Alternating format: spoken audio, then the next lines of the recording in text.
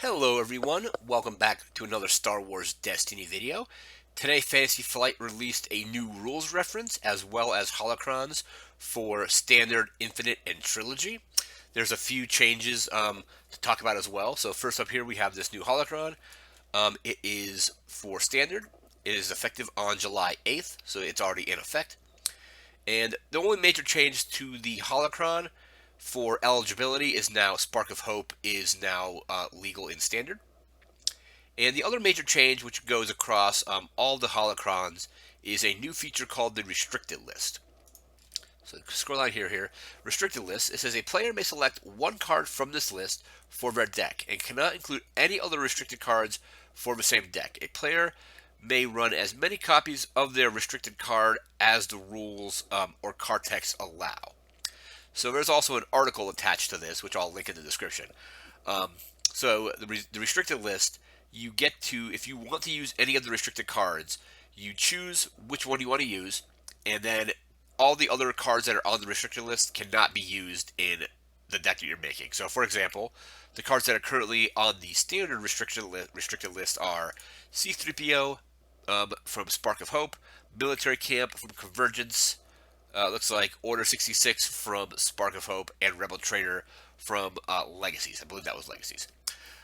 So the example they give in the article is you could use um, Order 66 and execute Order 66 with Rebel Trader to create a negative play experience for your opponent. So um, Order 66 basically makes all your opponent's characters Jedi, and then it gives you the option to include more copies of execute Order 66 in your deck. Way Rebel Trader worked was you would activate Rebel Trader and it would force your opponent on their next for their next action to activate one of their characters. And so they wouldn't be able to play an event or play an upgrade. They would have to activate a character.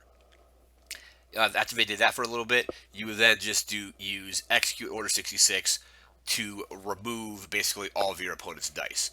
So now with the restricted list, it makes that combination not work. So if I choose Rebel Trader for my deck as a character or characters, because you can have multiple, I can then not include the Order 66 plot in my deck. I also can't include Military Camp or C-3PO. You're not going to include C-3PO because that's a hero card, but whatever card you choose, you can then not choose any of the other cards on the restricted list. I'm not sure if I like the way that they've done this. I would think I would have preferred it just to have those combos be restricted and not just other cards.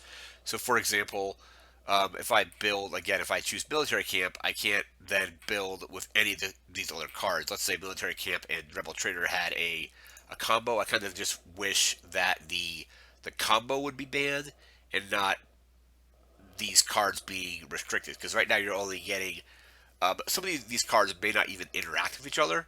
Like, for example, Rebel Trader and Order 66 and Execute Order 66 all work together in a single combo, while some of the other cards may or may not actually be part of the combo. So then you're kind of then limiting players on what they can build. That being said, I think could be a step in the right direction to make these kinds of combos not be functional. I guess we just have to wait and see, like as they roll this out, how this restricted list actually works and like what they're going to eventually add to it. Because right now there's only a few cards on the standard one. There is more on the infinite one just because there's more cards in infinite right now, and infinite doesn't have any kind of rotation. But we'll just have to wait and see. Again, I'm not sure if I like the idea of giving you a list of cards. You choose one, and then everything else in that list can't be used, even if some of the cards you want to use don't interact with other cards in your deck or are part of combos. But that is it for the standard holocron. So again, now Spark of Hope is legal, and we have this restricted list. We're going to move into the trilogy holocron next. We'll be right back with that. We are now looking at the holocron for trilogy.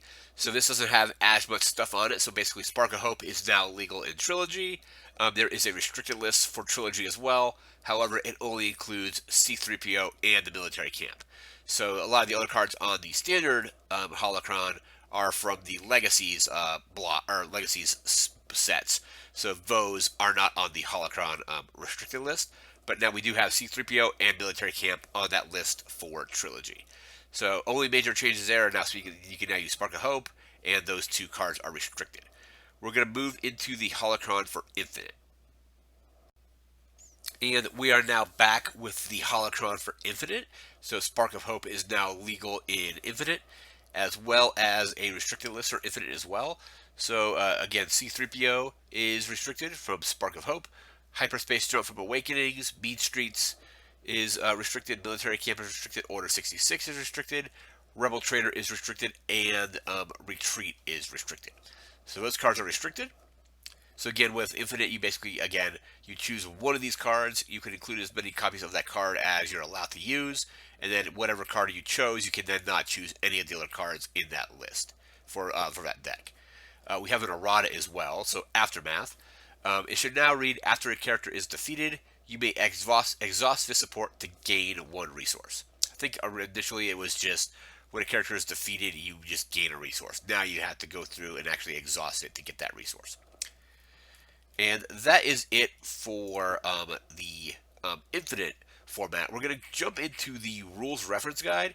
There's been a few rules clarifications and things like that, so we're going to take a look at that and discuss those changes as well. We'll be right back with that. And we are now back with the rules reference. So this is version 2.1, and here's what they've changed. They've updated uniqueness, updated setup, updated inherent dice abilities, updated terms, updated the errata, and updated clarifications. So I'm just going to go through here really quick and get to some of these changes here. So if they carry, like I say, if a player ever controls more than one copy of a unique card, they must immediately discard one of those cards from play. If it is a character, it gets defeated. So I guess this goes with the Staff of Resurrection, or whatever that is. That will, like, basically, if I take my opponent's character, like resurrect a character, and I already have a copy of that character, I then basically have to defeat one of those characters. Player cannot have more than one copy of a unique card in play at the same time. There cannot be more than one copy of a unique character on a team, and a player cannot play a unique support or unique upgrade if they already have another copy of that card. And now this is changed to including a character in play. I think again this goes to the Staff of Resurrection, to where you can basically resurrect your opponent's characters and then also like take them. And if you had like a character that you already had in your team, you would have to defeat one of them. So pull through here. Let's see if there's any more changes down this way.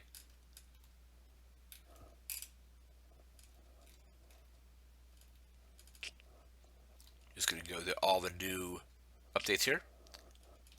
So we have our dice symbols.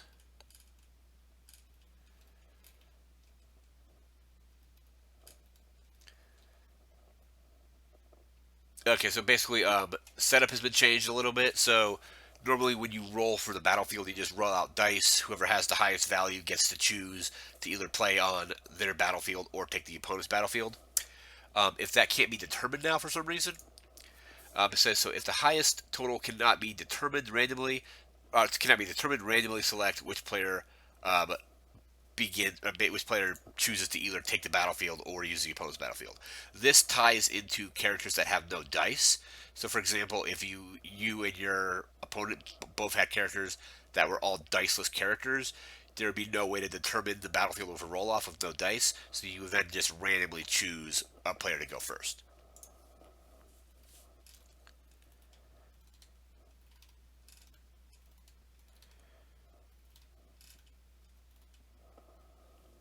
Alright, so inherent dice abilities. This has been updated to include the ATRT. The ATRT has an ability similar to Lure Power, where you use those modifiers to resolve other stuff. So ATRT has been added to the list of things that just have inherent dice abilities now. So we have that.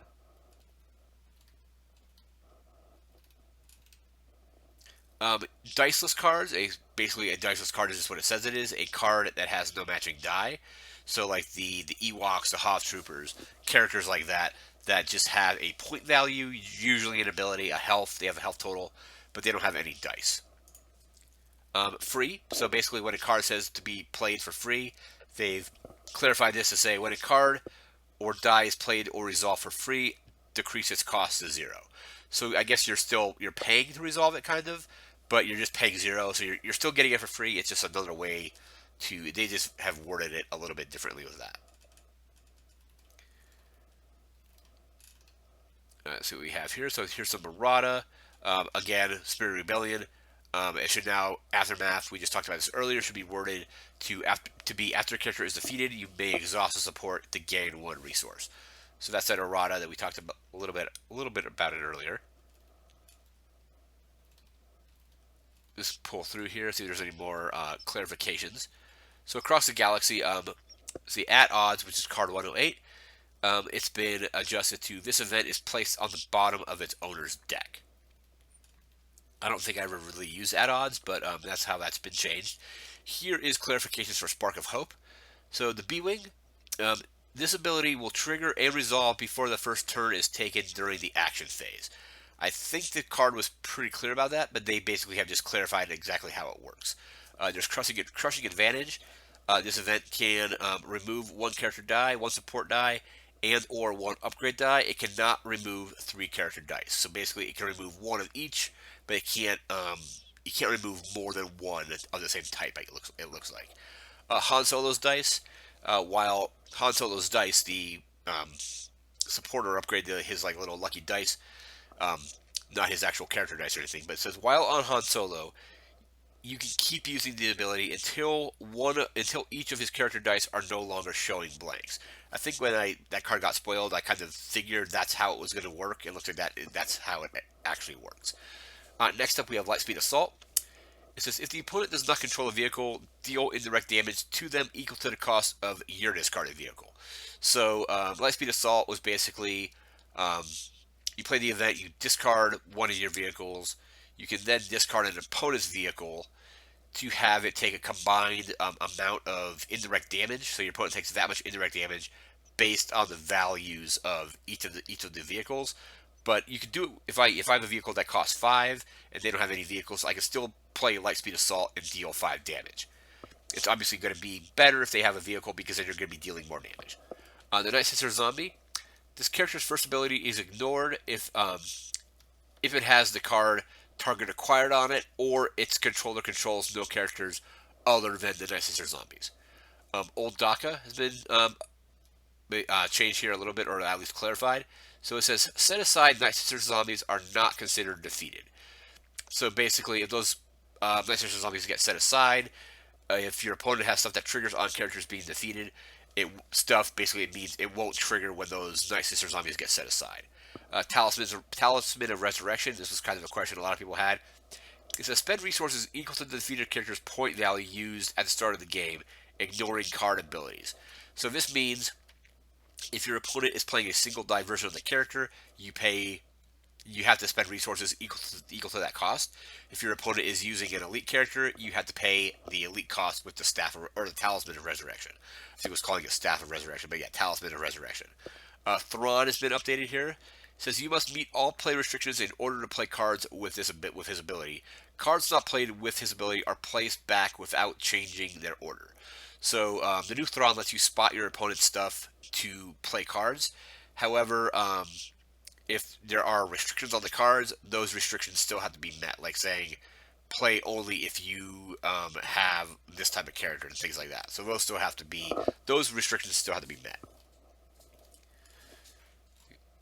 We have the FAQ, and I think that's pretty much it for the rules reference. So just a few cards from Spark of Hope were added to the rules reference all right here. There is now a new way to determine who gets to go first if there's no way to determine based on the roll-off. Again, if you're using just all diceless characters, you just choose somebody to go randomly. So that's going to do it for this video. Again, there'll be a link in the description to where you can check out the article on this. And then within that article, you can take a look at the PDFs for the different holocrons as well as the rules reference guide here. Again, that's going to do it for this video. Remember to like, comment, share, and subscribe, and we'll see you next time. Take care.